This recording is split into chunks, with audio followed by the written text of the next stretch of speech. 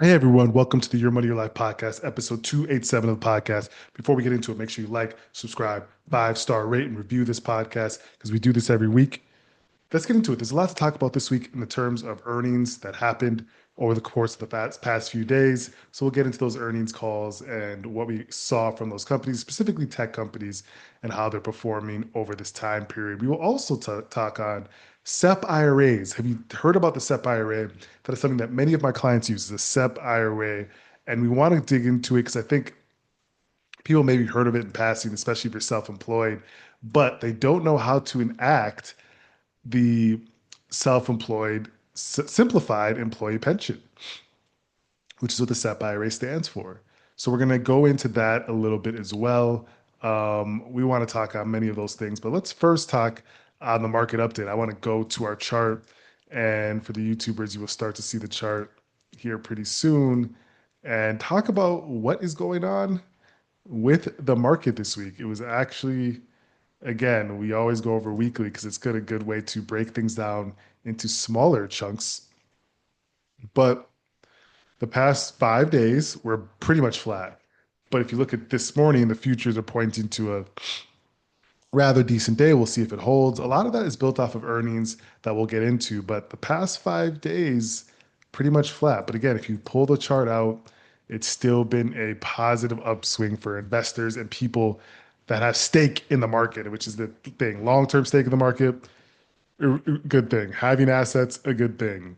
Not having assets, not having a long-term stake, not a good thing. And so that's what you're seeing with that. And we'll dive into even more on why that is. But the big thing is the Fed left rates unchanged. So let's go into that story. The Federal Reserve, had released their commentary on the past month of the market, and they decided to leave rates unchanged.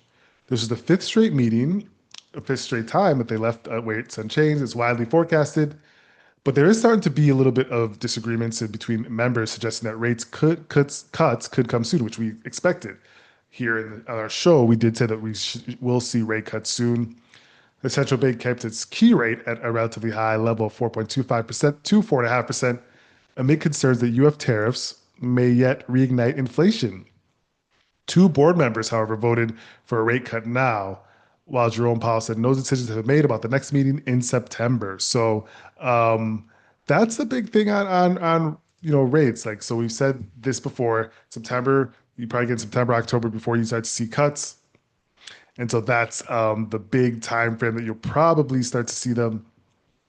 And again, it is the rate cuts are a big thing on inflation. They're waiting to see the impact of tariffs to see if there should be a rate cut down the line. So that's the big thing. We'll see earnings here in a little bit. Let's dive into earnings and how we see the earnings here. Let's go to Meta's earnings. They had a pretty strong earnings call. They smashed revenue expectations. Shares are up 12% in pre-market. They're going to increase spending when it comes to our AI. They had 47.5 billion in sales, representing a 22% year-over-year jump. That's incredible. This is a company that's incredibly large, but still growing like gangbusters. 22% year-over-year jump. Daily active people user metric climbed 6%. So either more people. Can you even have more people on Meta's world of apps? You got WhatsApp, you got Instagram, you got Facebook. What else do they own? They own so many things. They narrowed their expected total annual expenses for 2025. And they noted spending could see a meaningful upward pressure due to infrastructure costs and compensation as the company adds technical talent in priority areas. Interesting. That's a key line right there. We've talked about how they've offered AI superheroes billions of dollars, literally compensation of like $1 billion over 4 years, 250 million a year. We're talking superhero. And so they're literally saying it in their earnings call that due to infrastructure costs and compensation, they could see their spending increase. Yeah, they're going to spend more of extra 4 billion to get four people. So that's kind of crazy. They're even saying it right there. Yeah, we're offering $1 billion contracts. But AI is the thing. AI is the thing that every company has to talk about right now. AI is the thing that every company has to invest in right now, whether it's through infrastructure, through software, through talent. And Meta Zuckerberg is not playing around when it comes to he wants to win that race. He's lost a few races, but he's won a lot of them. That's why he's still at the top of the food chain. But this one, he seems pretty keen on not losing.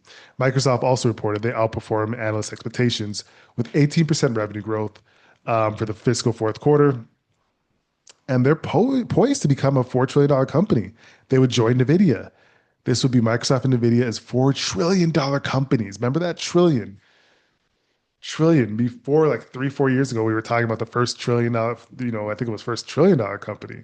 Now we're having companies that are $4 trillion in market value. Azure's annual revenue increased 34% to eclipse 75 billion. And so that's kind of interesting as well. LinkedIn's parent reported 76.44 billion in quarterly revenue with artificial intelligence. It's driving force. So AI again, that theme of AI comes up again. And these companies, of course, are going to do well with AI, but let's think upstream. Who are the companies that are, like we talked about NVIDIA making the chips? Who's helping NVIDIA? Who's the supplier to NVIDIA? You have to think upstream for the next thing. That's another way to look at it. We talked about the Fed holding interest rates steady. GDP growth. I thought this was really interesting story. GDP grew more than expected, and this was by a reduction in trade deficit for goods, buoyed by a reduction in trade deficit for goods. The U.S. economy grew by 3% in the second quarter. So they're saying that trade deficit narrowed. The U.S. is doing better on trade, so that our GDP increased more than expected. This was beating expectations and reversing the first contraction since 2022. So we had a contraction of GDP earlier this quarter. Was it last quarter? Um, and now we reversed it with trade deficit. Okay, so they're saying that our trade has gotten better, and so we have now um, been better than expected on GDP. Economists had predicted a 2.3% growth, but a steep drop in imports powered a recovery from the first quarter 0.5% contraction. So we did in the first quarter contract, and now we've reversed. So it's just so interesting because again, we've seen calls for recession, we've seen calls for increased costs, we've seen all these different things, but nothing seems to be holding pat. Inflation's still tame. GDP's growing. Hiring, we're going to talk about hiring next. Hiring still seems to be doing well. Like, are we actually teetering or are we just doing fine? I think everyone's just doing fine. That just must be the sentiment because there is no long-standing data analytical evidence showing that we've hit any recession, and it keeps teetering, but it never actually goes full tilt. Let's go to hiring. Companies hired more employees than expected in July as private payrolls rebounded from a loss in June. So we lost in June and they rebounded. Payrolls jumped 104 by 104,000. ADP reported Wednesday after falling a revised 23,000. While the pace at which firms are adding employees is the fastest since March, it's still well below where it stood last year. Wage growth this month remained stable, with workers who changed jobs receiving a 7% increase and those who stayed seeing a 4.4% gain. So again, the job market seemed to be stable. Job stayers, job changes, we have charts. So we're not really seeing anything on that front either. It's just teetering back and forth. One night, one time not, one time better. A lot of the calls for, a lot of calls for, my calls, I'm like, okay, we are probably teetering towards recession. That just doesn't happen. We never get full tilt. And so that's something to keep your eye on. We just never go full tilt. We talked about Meta and we talked about Microsoft already. The Titans are rising in pre-market. You have Apple and Amazon slated to report earnings after the bell on Thursday. So after the bell today, if you're listening on Thursday. We talked about the Fed keeping rates the same. The dissenters, when it came to the interest rate change, were Fed governors Michelle Bowman and Christopher Waller. They wanted to start lowering rates. So this is really interesting. You're going to see a little bit more of that kind of fight for where rates will be. And again, what is the whole rate thing? If you've got a little, refresher of it, the rates again are helping as in a few ways. Of course, they had to curb, you know, it's a borrowing cost, right? So if borrowing money is cheaper, a lot of people will do it, right? And if you borrow money, what are you gonna do? You're gonna spend it. You're gonna invest. You're gonna buy things. You're gonna do different things. So lowering rates, in a sense, can spur economic activity in a lot of sense. But it can also make inflation hot because when you're buying different things and demand increases, then price increases again, economics. So again, just a little refresher on why the rate conversation is so important right now. And so you'll see that conversation continue to happen over the course of the next several months and even years, to be honest.